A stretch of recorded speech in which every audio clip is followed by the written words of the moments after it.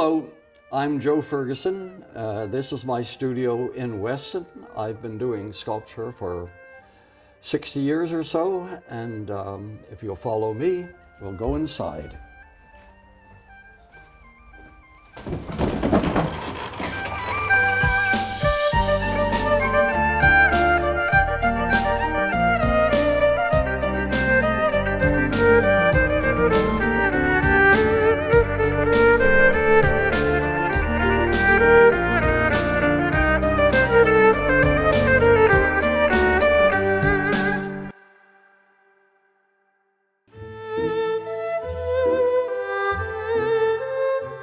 From the dawn of our existence, art has provoked, prodded, and kicked all the sensations of life, sight, hearing, touch, and fragrance, to explore that dark and endless world surrounding the familiar experience of what we know.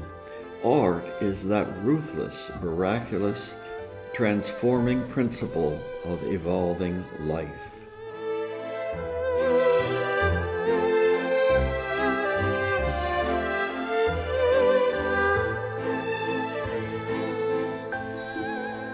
I guess the idea is how does an innocent young boy from Bergenfield, New Jersey get to be an artist, get to be a sculptor? I had a very happy childhood there, no angst or frustration at all. Our parents didn't interfere with us and send us off to learn about other things and structure our lives. So we sort of structured our lives, I suppose. From Bergenfield, we bought a dairy farm in upstate New York and near Binghamton. We didn't know a damn thing. My father had done a little gardening. So we survived for about 5 years, and I managed to get through high school. When I finished high school, I hitchhiked to New York City. I worked for New York Central Railroad in a place called Croton-on-Hudson, just outside of New York City. I became a draftsman for New York Central Railroad. I knew I had some sort of artistic talent, although I wasn't very encouraged in it. I started going to Cooper Union, art. The Korean War came along and scooped me up, sent me over to Korea. I was there for 9 months, and I was helping with a thing called the 417th Engineer Aviation Brigade, and we were building airfields all over Korea. At the end of my tour in Korea, I had the GI Bill, and so I applied to colleges that taught art in Britain because they spoke English. I was accepted at the Edinburgh College of Art in Scotland.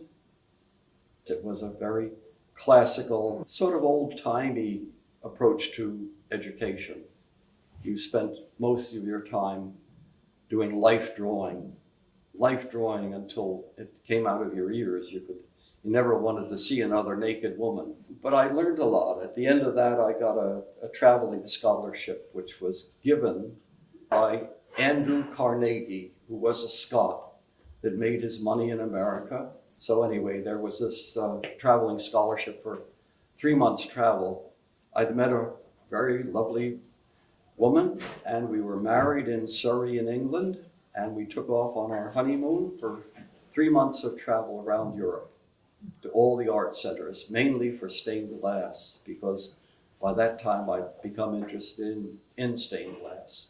So we went to all the cathedrals in France. We rented a motorcycle and went around Paris and to Chartres and all of the cathedrals around Paris, and then we went to the south of France and down into Italy and up through Germany and back. That was the basis of my real education. I'd seen really the greatest art that of Western civilization on that trip. We settled in Boston. And I got a job down in Haymarket Square. There was a stained glass shop there. And I did a little work for them for a while. Then we found a barn a deserted and beat up old barn in Weston, Mass. We raised three boys, and I did my art.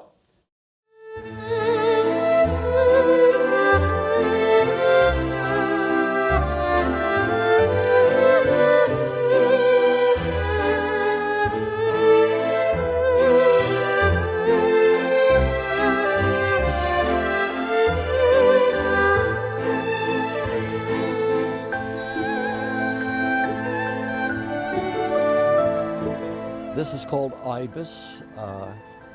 It's really taking Alexander Calder's idea of moving sculpture in the wind. The idea is that it's constantly changing.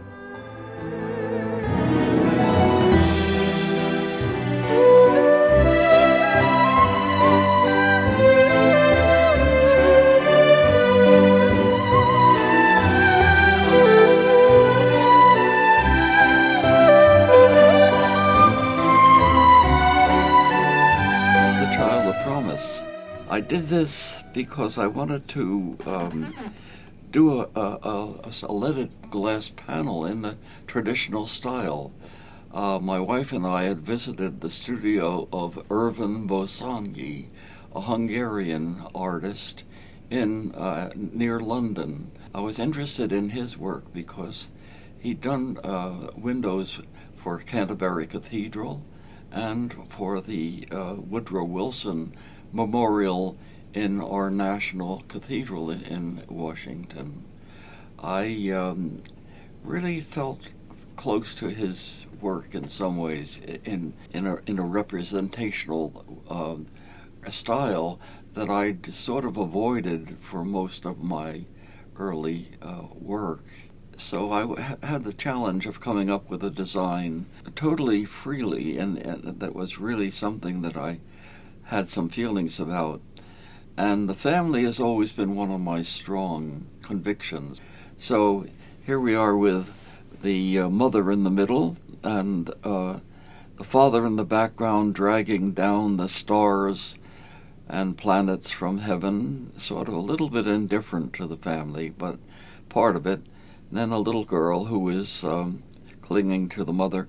And then we have the child of promise, leaving the family, venturing into the unknown. And in a sense, artists do that. They do leave the comfort and warmth of the family and step into the unknown.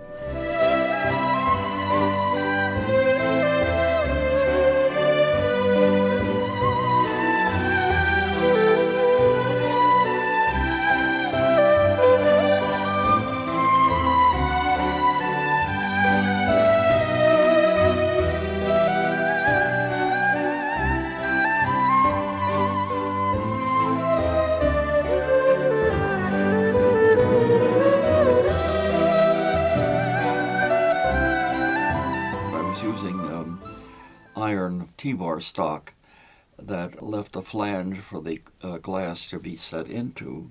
I painted it green, and we set it up at the De Cordova Museum. I even had a basket for flowers to grow in, and a little seat for people to sit down in.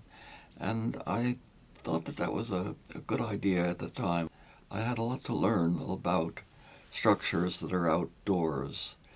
And one of the things you learn is that there's a lot of maintenance connected with them, and with a structure that has many pieces of glass, you have to take the pieces of glass out and paint it and then set them all back in. Eventually, the green Fragility sat in the backyard there and started to look more and more dismal, and I had to bite the bullet and just cut it all apart.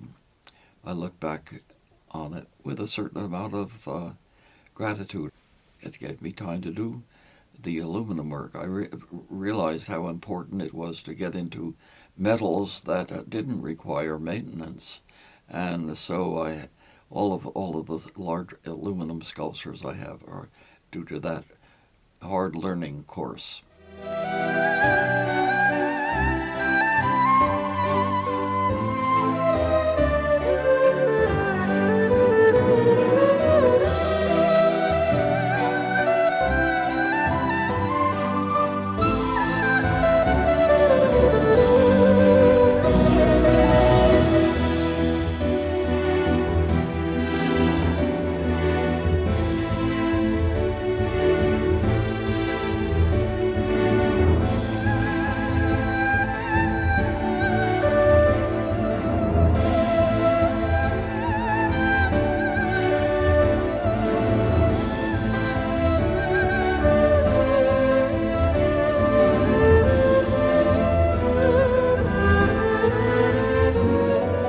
stained glass in medieval times in the cathedral, the stained glass told a story.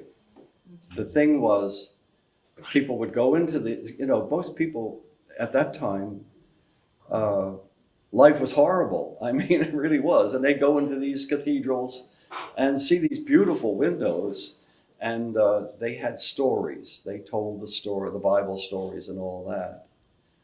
Now we're literate. We don't need picture stories. So what is a stained glass artist to do if he doesn't tell a story? A lot of people try to go into a new kind of symbolism, and so they're going to express emotions, or they're going to express something that takes the place of the story. So what I was left with was the beautiful colors and the lines of the structure. So all of my pieces, the big concern is with the linear structure and the colors, the juxtaposing warm and cold colors against one another, some for excitement.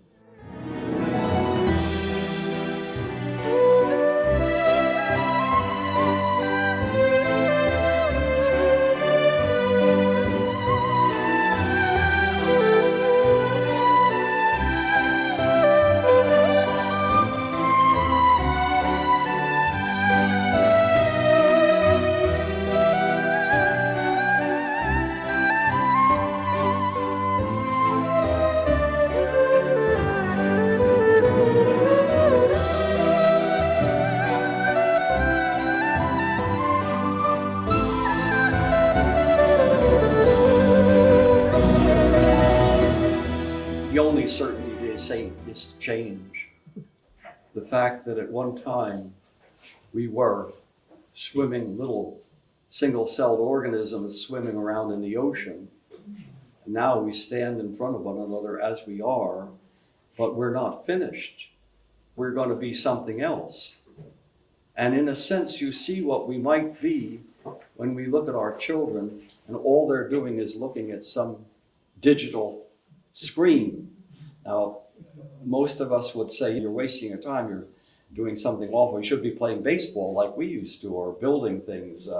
But no, they're into a digital age, and the digital age maybe is an indication of what human beings are going to be.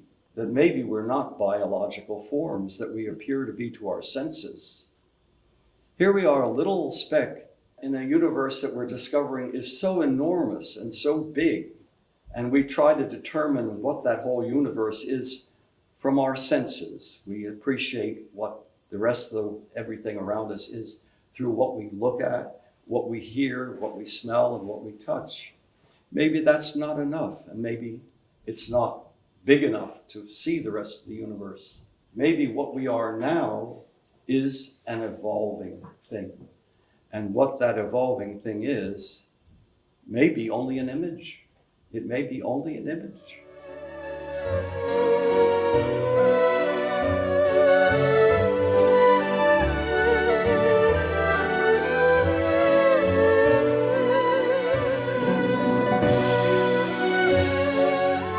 The qualities of mind that underline human experience are changeless. Perfection, love, compassion, intelligence, and creativity. These are the tools we work with.